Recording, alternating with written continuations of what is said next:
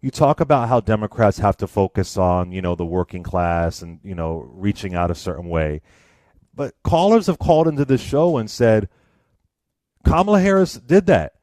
Plenty of Democrats do that. I mean, Trump was selling gold shoes and watches and Bibles. I mean, Uh, I'm confused. Like I hear Democrats talk about let's raise the minimum wage.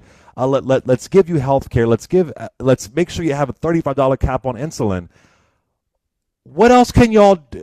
I just don't understand. Like I'm just I confused when I see think people that, win yeah. who are anti-working class. Well, that message was drowned out, and they don't believe that. People honestly believe when you take a poll, people believe that Trump was better for the economy. They thought that after COVID. They think that now that he was better for the economy.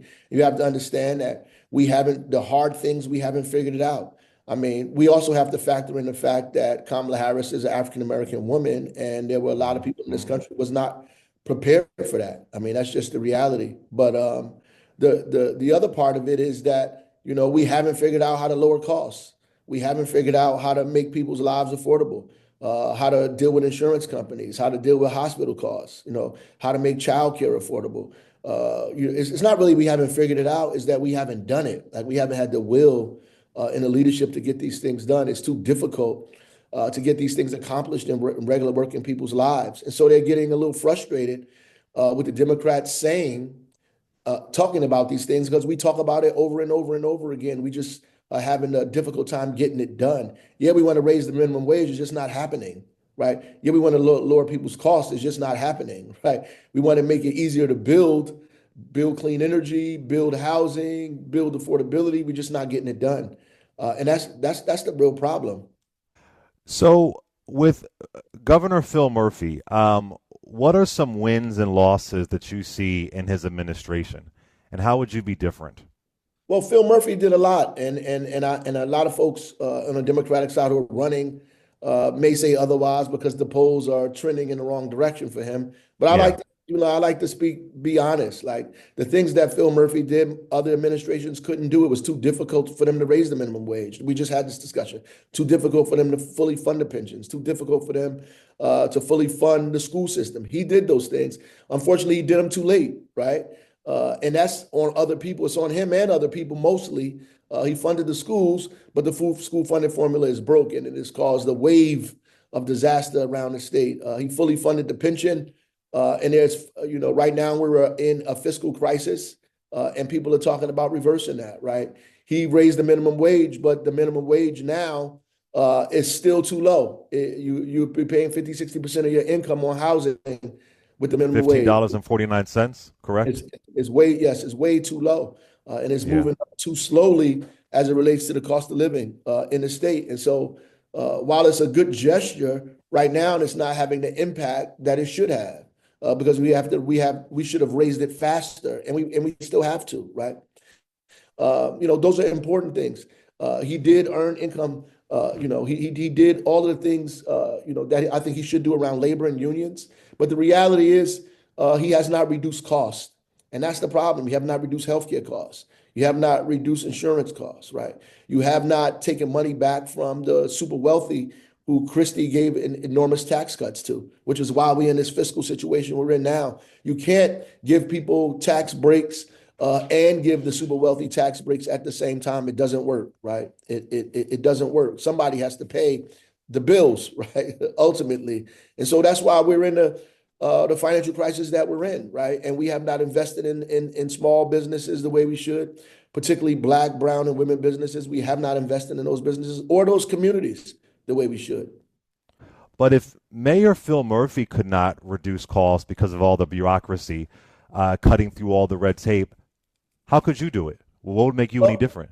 but the reality is just will and leadership, and ultimately we think that people because they're bankers that somehow that makes them executives, and that's just not true.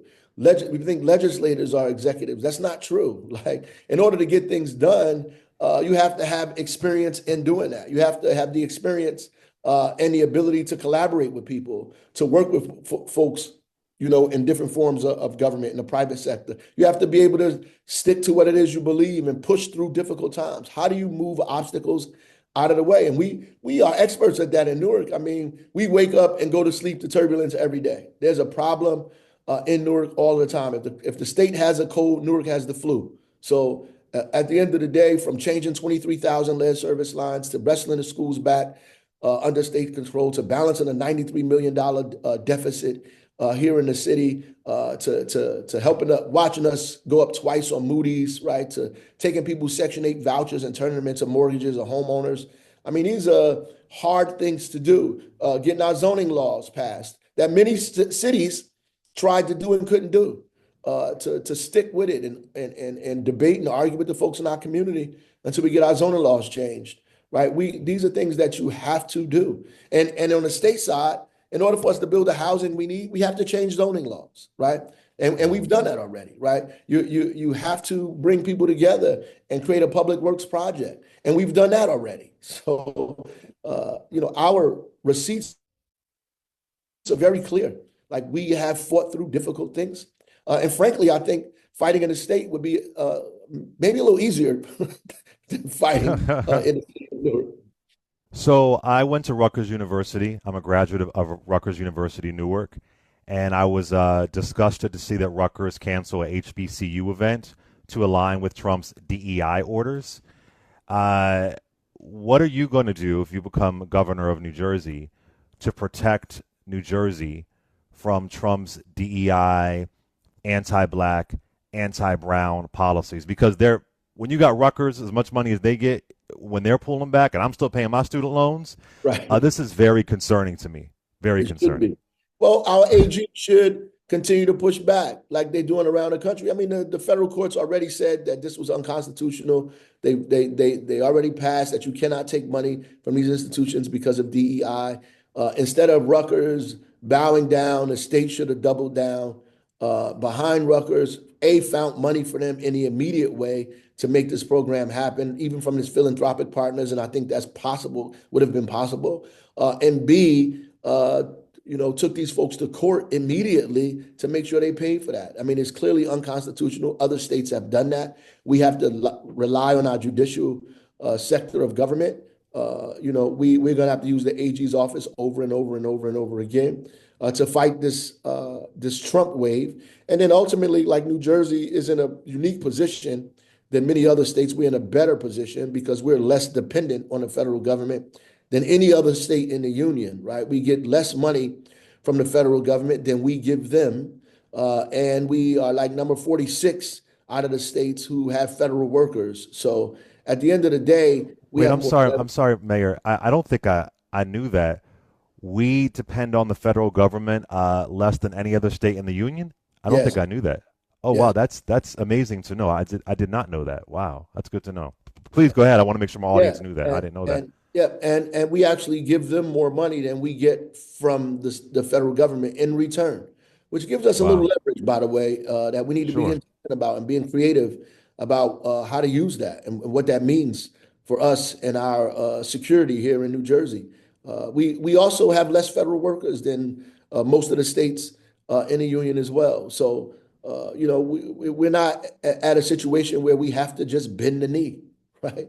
We can be creative about our response to the federal government, right? And about how we protect ourselves. And I think first, internally, it means that we have to begin investing our money smart, right? Investing it. We cannot give tax breaks to all these people. We have to invest in families, invest in small businesses, invest in community. It's like when it's a winter time and it's rough winter, you got to bring everything in the house. Clear out the back porch, bring the furniture inside, go shopping, fill up the refrigerator. You got to, reinforce the things in your house. And that's what we have to do in the state of New Jersey, reinforce our institutions, our families, and then in 2 years, fight like hell to make sure we win Congress back. Senator Chris Murphy said our democracy has 6 months. And I'm on the radio 3 hours a day, 5 days a week. I have a lot of people, especially my audience, predominantly black folk, calling in concern that we're going back to an era of resegregation. You're in government. What are your thoughts just about the state of our democracy? And do you agree that we have about 6 months left if we don't get it together? It damn sure feels like it, brother. I mean, every day some crazy thing happens after another. That's the reality. These people are attacking everything from Medicaid to veterans benefits, making it impossible for Black and brown people to go to college, to get money, to get access to programs, after school programs, anything. It is becoming increasingly difficult. If you're not white Christian male, it's becoming difficult for you to move around and experience the so-called American dream here. And I'm saying so-called because it's already too expensive and too elusive for many Americans in the first place. But now you're making a deliberate attempt to deny people access to the democracy that you've advertised to the rest of the world. And so it is a very dangerous a time we're in. And unfortunately, a lot of people think that this is the time to be in the middle, to hide, to wait it out. And that's a very privileged position to say we should wait this out.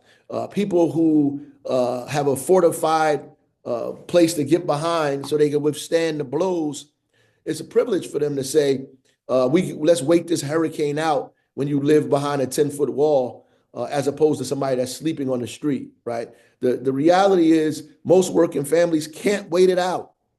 We can't wait out Medicaid being taken from us. We can't wait out discrimination and racism. You can't wait out the criminal justice, the DOJ not taking criminal justice cases, people that are being discriminated against. We can't wait these things out, right? We will be dead waiting these things out, right? And so we have to push forward and push forward faster. Or he's right. We may have 6 months to a year, depending on how rapidly this guy is going. The last thing I'm saying about that, the most dangerous thing is that, the courts are pushing back against this, but I think this man may do some of this stuff despite what the courts say. And if that's the case, then we will be in a modern day constitutional crisis in this country. And then people will really, really have to respond. And then you see who really is a patriot and who's not.